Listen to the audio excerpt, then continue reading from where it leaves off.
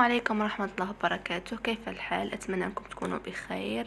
عائلتنا عائلة باك 2023 لايف.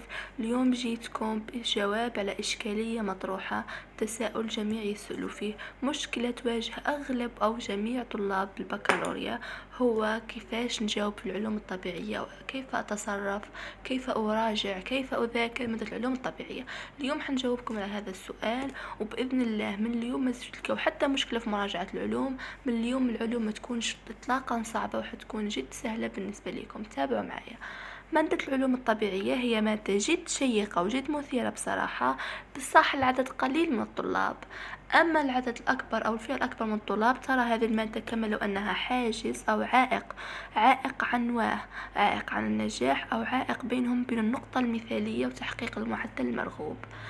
لهذا السبب اليوم هذا الفيديو حنقول لكم شنو هما افضل اروع 5 حوايج ديروهم من اليوم تعود العلوم الطبيعيه سهله ليكم، تكون المذاكره تاعها جد بسيطه وتعرفوا كيفاش تتصرفوا معاها.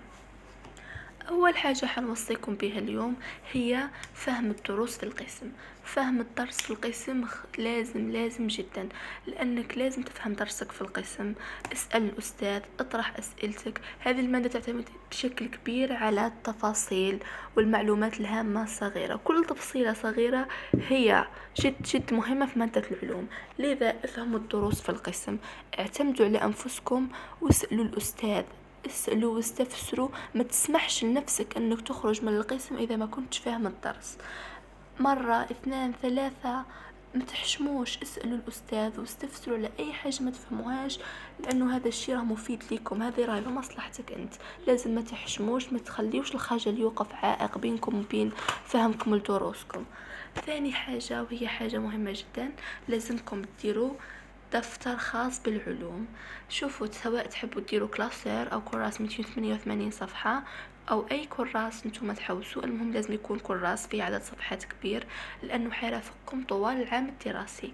هذا الدفتر الخاص بالعلوم حتقسموه الى 3 اجزاء: جزء التلخيصات، وجزء حل تمارين، وجزء المنهجية. حتقوموا بتقسيمه، ثم تحطوا لكل جزء قدر كافي ووافي من الوقت ومن الممارسة. هذا الدفتر حيكون هو أستاذك في مادة العلوم، مرافقك طوال العام، راح ينفعك، راح تتعلم من خلاله كيفاش تحل الوثائق في مادة العلوم، كيفاش تجاوب وتدير فيه جميع الملخصات اللي تحتاجها في مشوارك الدراسي. كذلك تعلم فيه المنهجية، طريقة الإجابة، طريقة الأسئلة، كيف تكون نمط العلوم الطبيعية، نمط المنهجية. هذا الدفتر من غير هذا الدفتر مكش حتسحق حتى حاجة أخرى، خصوصا كي تكون تعرف كيفاش تستغل مثلا عذرا، تعرف كيفاش تستغل قنوات اليوتيوب وتسجل ملاحظات هامة ومراجع الموجودة عند الأساتذة. الحاجة الثالثة اللي لازمكم تديروها واللي فعلا حتساعدكم هي تعلم المنهجية الصحيحة للعلوم. في مادة العلوم الطبيعية المنهجية تمثل 50% من النقطة، 50% من علامتك. ثم هذه 50% انت لازمك مش غير تضمنها، لازم تكون في الجيب. كيف تتعلم المنهجية أو شنو هي الطرق اللي تخليك تتعلم المنهجية؟ كاين كثير من تلاميذ يحطوا المنهجية حاجة صعبة، حاجة إعجازية، ما يقدروش يتعلموها، في حين أنه لا، المنهجية هي سهلة جدا. كاين عدة قنوات في اليوتيوب من عدة أساتذة الله يبارك محترفين متمكنين يعلموكم منهجية خطوة بخطوة، طريقة الإجابة، طريقة الحل، طريقة تحليل الوثائق، طريقة الرسم. ثم رجاء اضمن المنهجية، ما تخليهاش تضيع من يدك، لأنها تمثل نسبة كبيرة من نقاط توعك في مادة العلوم. المنهجية هي أصلا سقسيو زملائكم اللي عقبوا الباك، أو ممكن حتى انتما من خلال يعني خبرتكم، هاكم انتما قرأتوا العلوم قداه من عام، تكونوا خلاص لازم تكونوا فهمتوا إنه المنهجية هي جد مهمة في مادة العلوم. فرجاء أتقنوا المنهجية، مارسوها. كذلك حابين نعطيكم نصيحة: حل تمارين البكالوريات السابقة والحوليات مع الاطلاع على الحل بعدها وتصحيح لنفسك، هذا الشيء حيعطيك المنهجية تلقائيا، حتكتسب المنهجية بالممارسة. لذا ما تخليوش المنهجية تضيع من يدكم، ما تحطوهاش كآخر أولويات، حطوها في بداية أو في أول قائمة أولوياتكم، لأنها جد مهمة. رابع حاجة واللي حبيت ننبهكم ليها اليوم هي التمارين. على بالي بلي الكثير منكم يحلوا التمارين، تقولوا حلينا التمارين بكالوريات السابقة، تمارين من الكتب الخارجية. بالصح لازم تعرف كيفاش تحل التمارين بذكاء، حل تمارين متنوعة بأفكار مختلفة، لأنه هذا الشيء حيساعدك على إثراء الرصيد العلمي تاعك، حيساعدك على أنك تجيب أكبر عدد من الأفكار وتعرف كيفاش تتعامل مع أي تمرين أو أي مشكلة أو أي سؤال حيواجهك في مادة العلوم. لذا ما تحلوش تمارين روتينية بوتيرة عادية أو ما تحلوش التمارين العادية أو التمارين البسيطة. دائما حاولوا أنكم كل مرة تقفزوا في المستوى، مرة مستوى سهل جدا، ثم المستوى السهل، ثم المستوى المتوسط، ثم المستوى الصعب والأصعب وإلى آخره. لأنه التدرج في المستويات والحل بطرق مختلفة وبأفكار متنوعة وجديدة حيثري لك رصيدك المعرفي في مادة العلوم، حيخليك تعرف كيفاش تتعامل مع الأسئلة، تعرف كيفاش تحل جميع البكالوريات، ومش حتواجه أي مشكلة في مادة العلوم الطبيعية. أهم وآخر حاجة اللي حبيت تاني ننبهكم عليها هي المراجع. أعرف كيفاش تختار مراجعك، سواء المراجع الموجودة في قنوات اليوتيوب، سواء المواقع الإلكترونية أو الكتب الخارجية أو التمارين اللي تحلهم.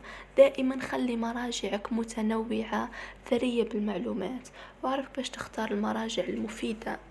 اللي يسألوا على كيفاش تختاروا أفضل المراجع أو هكذا، ممكن نحط لكم فيديو لأفضل مراجع في العلوم، لأنه كاين أساتذة رائعين الله يبارك في اليوتيوب، كاين مواقع إلكترونية ثاني تقدم تمارين بأفكار رائعة، وكاين العديد من الكتب الخارجية. بصح لازم تعرفوا كيفاش تختاروا الكتاب المناسب اللي حيناسبكم في هذه الرحلة. كانت هي هذه أهم نصائح حبيت نقدمها لكم وحبيتكم تعرفوها. نتمنى أنكم تجربوها وتتقيدوا بها. حاولوا تجربوها مدة أسبوع وراح تشوفوا الفرق في مادة العلوم الطبيعية بالنسبة لكم. راح تفهموا أنه هذه المادة ما هيش مادة صعبة، مادة لازم فقط تعرف كيفاش تراجعها وتعرف كيفاش تتعامل معها. والآن حابة ثاني نعطيكم حاجة مهمة جدا، رجاء ما تهملوهاش، رجاء أعرفوا كيفاش تتحكموا بالوقت. أنا عارفة أني ديما نقول هذه الحاجة ونعاودها، وهذا الشيء لسبب، لأنه جد مهم. تحكموا بالوقت وما تخليوش الوقت يهرب منكم أو هو اللي يتحكم بكم. مثلا حابة نعطيكم نصيحة مهمة، تعود تقرأ ما تشوفش إطلاقا للتليفون، بعد التليفون عنك، لأنه يعتبر من الملهيات، حيشتك، حينحيلك التركيز. اذا حبيت تشوف الساعه ما تقولش نشوفها بالتليفون، دير ساعه في يدك وشوف بها، او دير منبه ساعه ساعتين وخليه بجنب. التليفون يا جماعه رجاء بعدوه عليكم اثناء فتره المراجعه، اثناء فتره المذاكره، لانه راح يلهيكم، مش حيخليكم تركزوا، راح يبعدكم عن اهدافكم. خصوصا انه التليفون كما انا عارفين او الهاتف حتجيكم الاشعارات تاع مواقع التواصل، حيجيكم المنبهات، الرنات، الفن، فهو مش حيخليكم تخدموا، مش حيخليكم تركزوا. دائما خليوه بعيد عليكم اثناء فترة الدراسة، وحاولوا دائما تلتزموا بالبرنامج اللي توضعوه، مش فقط نقرأ او فقط انا اليوم حندير ديك الحاجة، لا، كدير قائمة تاع مهام التزم بها للآخر، ما تخليش اي حاجة تفوتك. الى اللقاء في فيديو اخر باذن الله. اذا عندكم اي استفسارات مثل العادة حطوها في التعليقات وراح نجاوب عليها جميعا. مع السلامة.